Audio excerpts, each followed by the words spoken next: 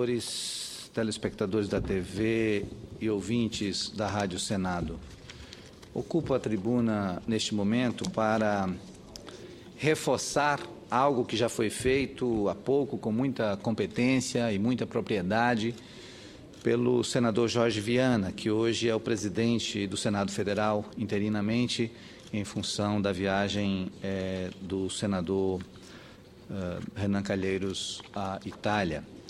Eu ocupo a tribuna hoje para fazer um alerta a respeito da situação que envolve os imigrantes haitianos e o desconforto e a perplexidade que causaram as acusações e ameaças formuladas por representantes do governo do Estado de São Paulo sobre a chegada desses haitianos ao Estado paulista. Avalio que antes que a situação possa realmente assumir contornos de uma crise, deve ser esclarecida o quanto antes e cada vez mais para que não pairem dúvidas sobre o que realmente está ocorrendo. Na última quinta-feira, dia 24, a secretária de Justiça e Defesa da Cidadania do Estado de São Paulo, Heloísa de Souza Arruda, ameaçou denunciar o Estado do Acre à Comissão Interamericana de Direitos Humanos, entidade da Organização dos Estados Americanos, em razão do envio, supostamente, envio de haitianos para a capital paulista nos últimos 15 dias. Ela classificou isso como violação da dignidade, aspas, dos cidadãos haitianos, o envio desses imigrantes para São Paulo. Ora, isso não tem cabimento. Isso não tem cabimento porque, já na sexta-feira, dia 25, em entrevista à Rádio Estadão, o governador do Acre, Tião Viana, rebateu essas críticas indevidas com absoluta veemência. Ele destacou que, desde dezembro de 2010, o governo do Acre vem recebendo e acolhendo imigrantes haitianos que foram e são alojados no Estado com respeito e dignidade. Embora o Acre seja um Estado pequeno e pobre, aliás, um dos mais pobres do Brasil, e que não dispõe de recursos para manter o enorme contingente de pessoas que continuam chegando todos os dias. Por isso mesmo, provoca surpresa e indignação a afirmação da secretária de Direitos Humanos do Estado de São Paulo. Como bem ressaltou o governador Tião Viana, essas pessoas, esses haitianos, ele se refere, são pessoas livres para ficar no Acre, para trabalhar aqui ou para ir para onde quiserem em território brasileiro. Ninguém tem o direito, muito menos uma elite preconceituosa, de querer impor que eles fiquem presos no Acre porque não querem recebê-los em outro local. Eles são e serão livres para se dirigir para onde quiserem. Essa é a verdade. E foi a declaração contundente do governador Tião Viana.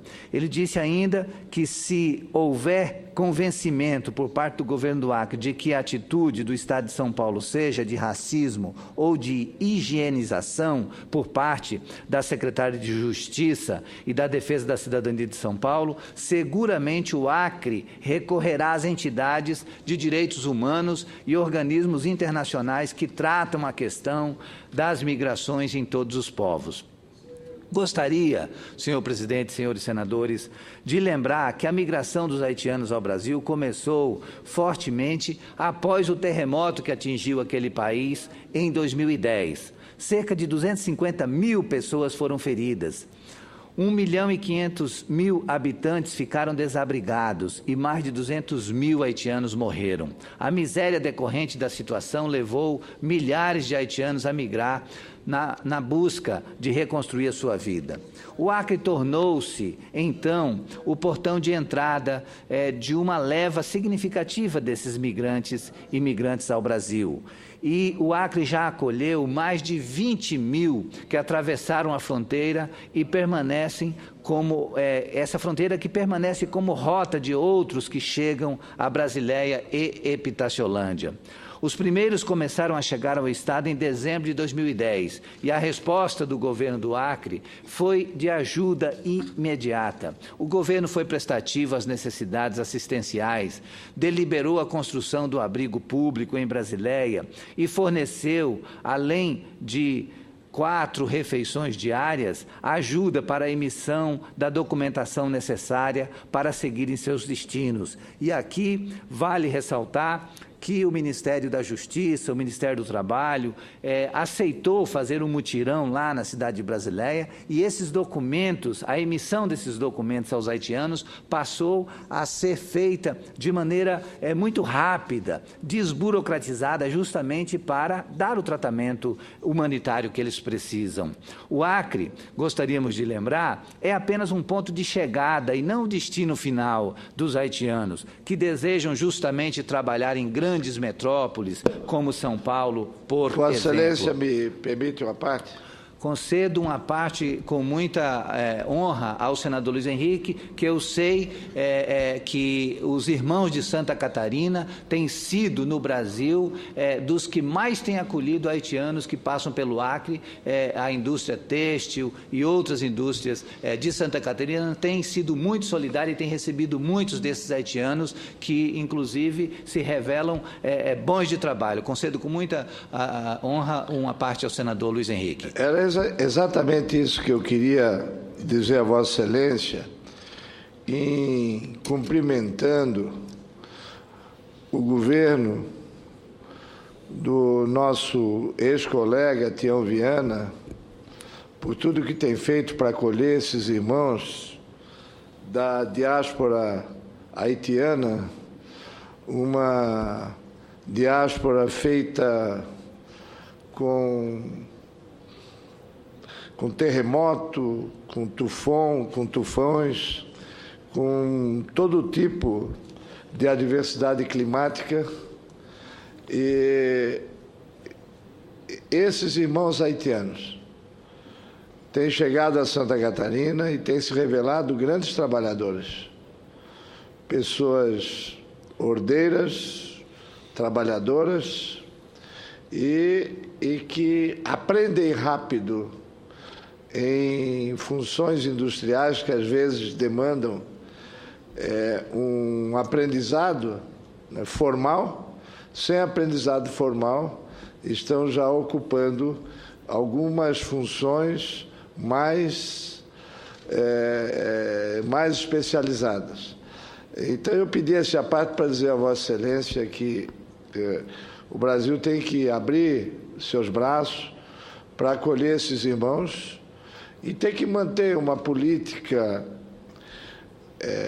externa voltada para um protagonismo solidário com os países latino-americanos, com os africanos, mas, sobretudo, com os vizinhos latino-americanos. E essa é uma atitude de protagonismo solidário que o Brasil, especialmente o Estado do Acre, está fazendo com esses irmãos. Muito obrigado, senador Luiz Henrique. Quero aqui, ainda reforçando a legitimidade da parte de Vossa Excelência, dizer que tive a honra de ir a Porto Príncipe em companhia de Vossa Excelência pela Comissão de Relações Exteriores. Estivemos com o presidente, estivemos com o parlamento haitiano e pudemos tratar desse assunto, inclusive, no sentido de que quais seriam os caminhos que nós poderíamos adotar para, no processo de reconstrução do Haiti, esses haitianos serem melhor aproveitados lá, inclusive, para que não tenham que buscar a reconstrução de suas vidas em outras pátrias. Infelizmente, as condições do país são muito precárias e não tem como impedir o direito de ir e vir desses irmãos haitianos de chegarem ao Brasil em busca de dias melhores. Com o tempo, não só haitianos, mas senegaleses, dominicanos e de outras nacionalidades também aportaram na fronteira do Peru com o Brasil, lá na cidade de Assis Brasil e Brasileia, no Acre, que passou a se consolidar como uma rota internacional de imigração. O Estado também ofereceu alimentação, alojamentos e atendimento em saúde, mas com grande sacrifício e ajuda de recursos do governo federal. Apenas para reforçar a gravidade dessa situação, podemos destacar que de janeiro de 2012 até agora, mais de 4.600.000 reais foram repassados pelo governo federal como suporte ao governo do Acre para dar atendimento a esses imigrantes haitianos. Para ressaltar as dificuldades logísticas que extrapolam a normalidade na execução de políticas públicas, o governo decretou emergência social em abril de 2013. E em janeiro deste ano houve a prorrogação de mais 90 dias desse decreto de emergência social. A aglomeração de imigrantes haitianos começou a gerar um clima de descontentamento visível por parte dos moradores de Brasileia, que é uma cidade pequena. Imagine só uma cidade cujo núcleo urbano não tem mais do que 10.000 habitantes. Da noite para o dia se vê as voltas com a presença de pelo menos mais 2.500 imigrantes estrangeiros. Transtornos no movimento do município, tumulto nos bancos, fila nos postos de saúde geraram a necessidade de transferi-los para Rio Branco. Dessa forma, o espaço em Brasileia foi fechado e os imigrantes foram encaminhados para o abrigo montado no Parque de Exposições Marechal Castelo Branco, na capital do Acre, a cidade de Rio Branco. Hoje, o Acre ainda luta para superar a crise na economia em virtude do fechamento da BR-364, que isolou o estado do restante do Brasil por causa da enchente histórica do Rio Madeira, em Rondônia. Diante das condições impostas pelo isolamento, que durou mais de 2 meses, o governador Tião Viana decretou situação de calamidade pública no início de abril de 2014.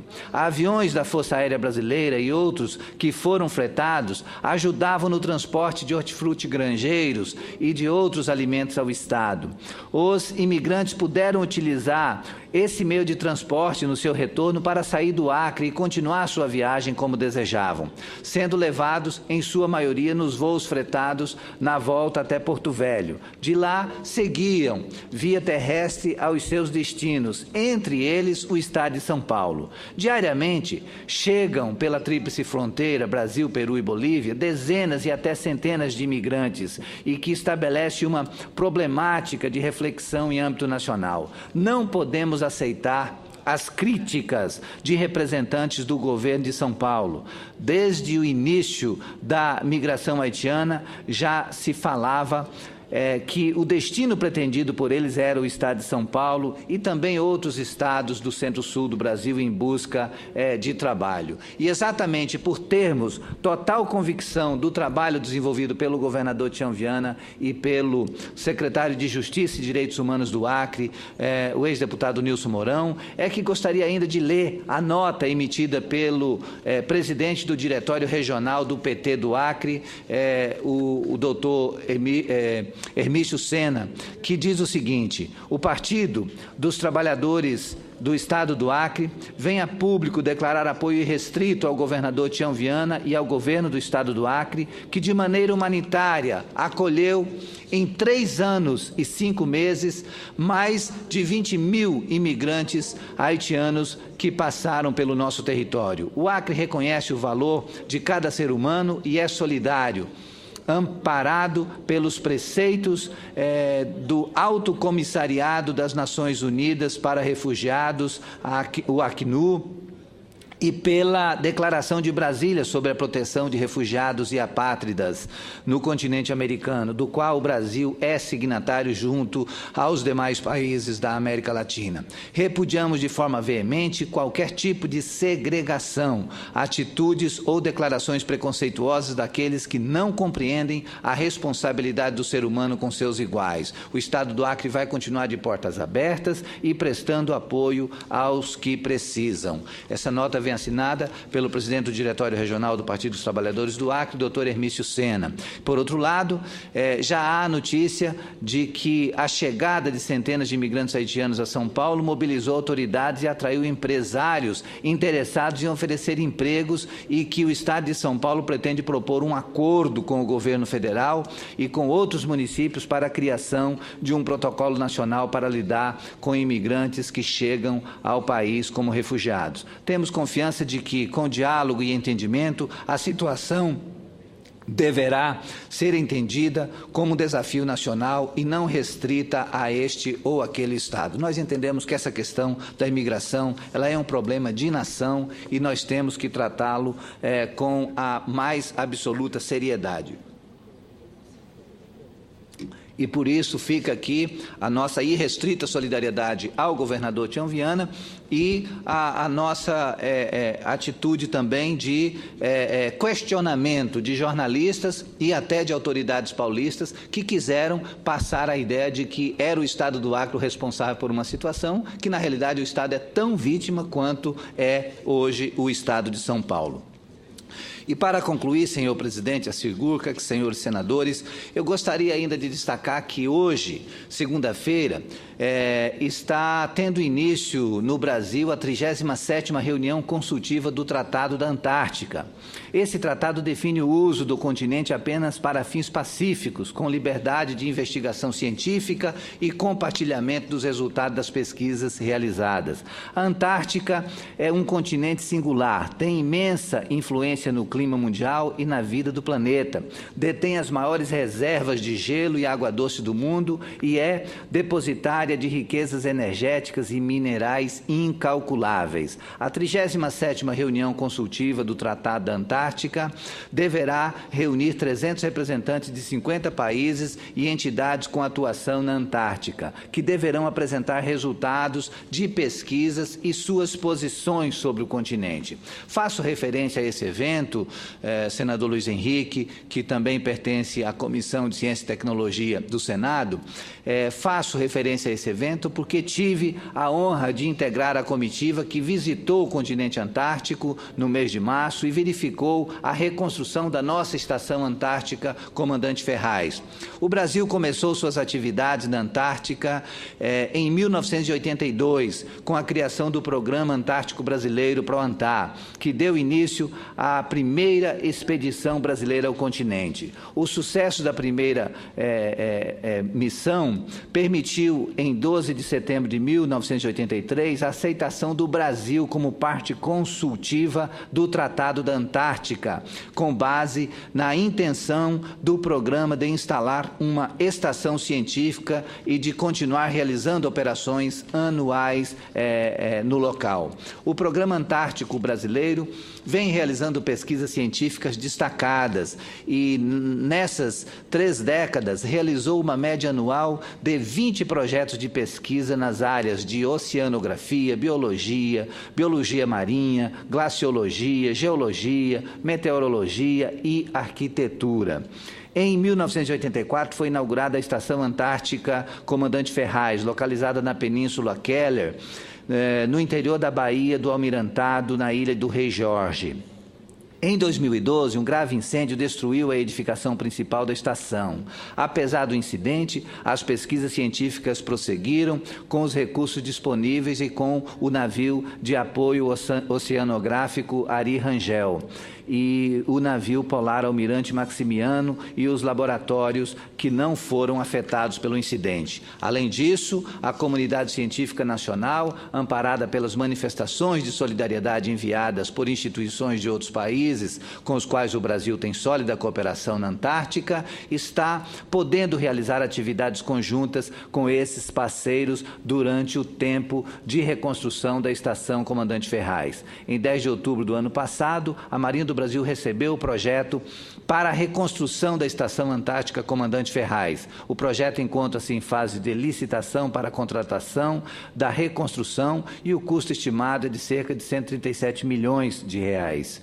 A reinauguração está prevista para o mês de março de 2016. A partir deste ano, 20 novos projetos com a participação de pesquisadores brasileiros serão desenvolvidos na Antártica. Serão destinados cerca de 14 milhões de reais de fundos setoriais somados a recursos do CNPq e a emendas que foram destinadas pela Frente Parlamentar pela Antártica.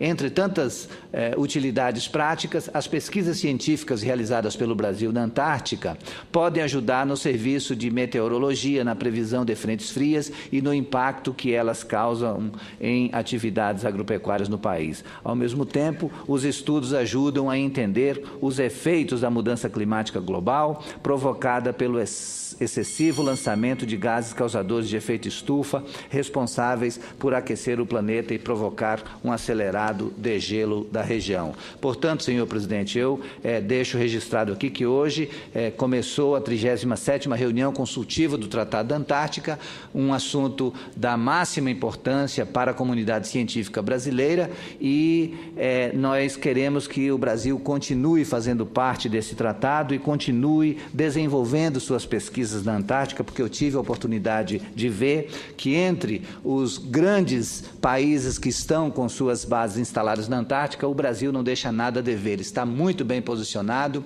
e nós temos que estar permanentemente atentos, porque sempre que precisar de um apoio à comunidade científica para que o nosso trabalho na Antártica continue com total força, nós aqui do Parlamento, seja aqueles que estão na comissão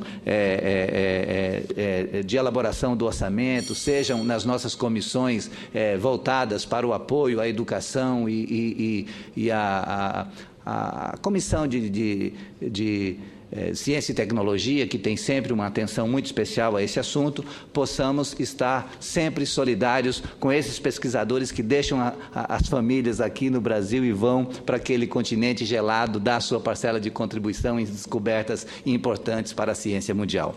Muito obrigado, senhor presidente, e vamos seguir em frente aí o nosso trabalho. Os cumprimentos, senador Aníbal, pelo seu